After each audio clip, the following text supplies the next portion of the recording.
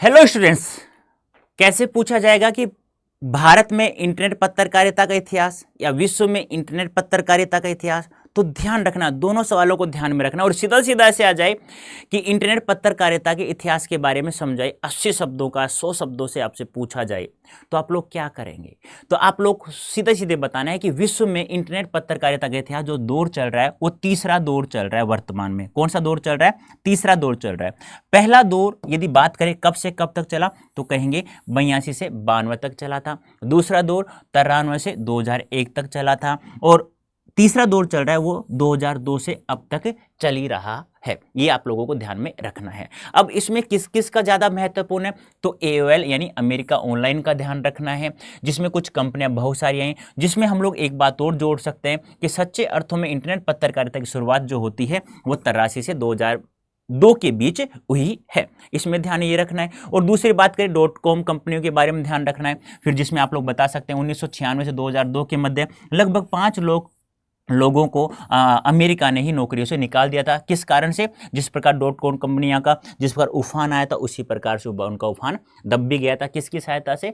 यानी कि आर्थिक स्थिति आप लोग कह सकते हैं, कुछ आप लोग ये भी कह सकते हैं कुछ चीज़ों का अभाव भी था उस समय में, तो इसी कारण वो कंपनियां बंद हो गई थी। तो इंटरनेट पत्रकारिता का 2002 से शुरू हुआ तीसरा दौर सच्चे अर्थों में टिकाऊ भी माना जा सकता है। तो आप लोग क्या कहेंगे? विश्व की हम लोग बात करें तो वर्तमान में तीसरा दौर चल रहा है 83 से 93 से 2001 और 2002 से तीसरा दौर स्टार्ट हो चुका है। अब भारत में बात करें तो भारत में बेटा दूसरा दौर चल रहा है। अब भारत में इंटरनेट पत्रकारिता का अभी दूसरा दौर चल रहा है।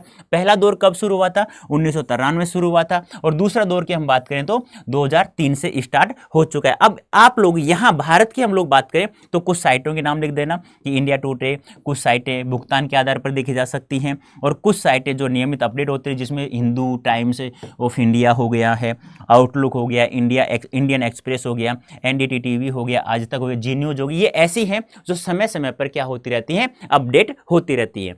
भारत में सच्चे अर्थों में यदि कोई वेब पत्रकारिता कर रहा है तो वह rediff.com है और इंडिया इन्फोलाइन है, सीफी है। लेकिन कुछ ऐसी साइटें हैं जिसमें जैसे हम लोग कहें रिडिफ को भारत की पहली साइट कहा जाता है जो कुछ गंभीरता के साथ इंटरनेट पत्रकारिता कर रही है। लेकिन यह सबसे ज्यादा महत्वपूर्ण लिखना है कि वेबसाइट और विशुद्ध पत्रकारिता शुरू करने का श्रेय किसको दिया जाता है बेटा? तहलका.com को दिया जाता है। तो भारत के बारे में पूछे तो 2 नंबर का आएगा और सीधा सीधा ऐसे पूछे कि इंटरनेट इतिहास के बारे में, इंटरनेट पत्रकारिता के इतिहास के बारे में बताइए तो ध्यान रखना 3 नंबर का सवाल या 4 नंबर का सवाल आप लोगों से पूछा जा सकता है। तो विश्व की बात करें तो बेटा कौन सा दौर चल रहा है? तीसरा। भारत में बात करें तो दूसरा। पहला दौर भारत में कब शुरू हुआ? दूसरा दौर कब से शुरू हुआ? कहते हैं 2003 से शुरू हुआ। पहला कब से हुआ? 1993 में शुरू हुआ। कौन कौन सी साइटें नियमित अपडेट होती हैं? कौन कौन सी विशुद्ध पत्रकारिता? तहलका.com।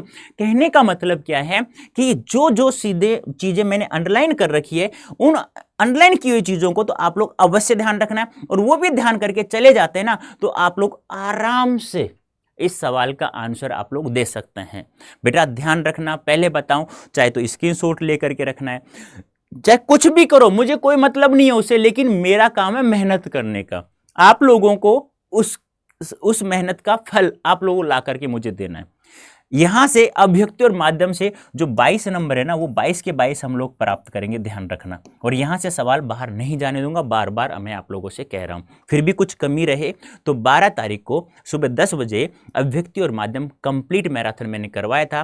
3, 4, 5, 11, 12, 13 चैप्टर, 3, 6 के 6 चैप्टर मैंने उसमें करवा रखा है। आप लोग अच्छे से देखेंगे ना, MCQs भी मैंने करवाए जो आपके एग्जाम में भी नहीं आएंगे, लेकिन फिर भी मैं सोचता हूं कि वो किसी भी चैप्टर की जान होती है तो आप लोगों को अवश्य उनको देखना बहुत जरूरी है।